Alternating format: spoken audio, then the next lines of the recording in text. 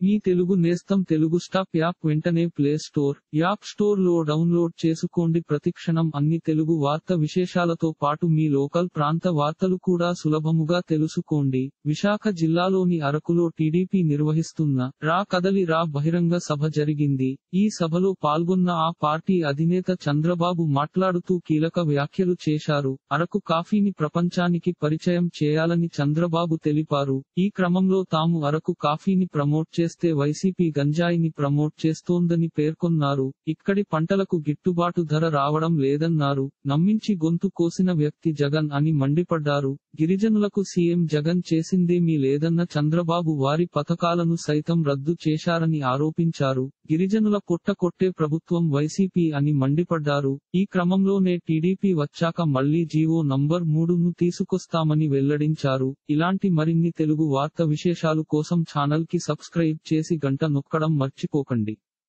ఈ వీడియోని తోటి మిత్రులకి షేర్ చేయండి. మీ అభిప్రాయాన్ని కామెంట్ లో తెలపండి.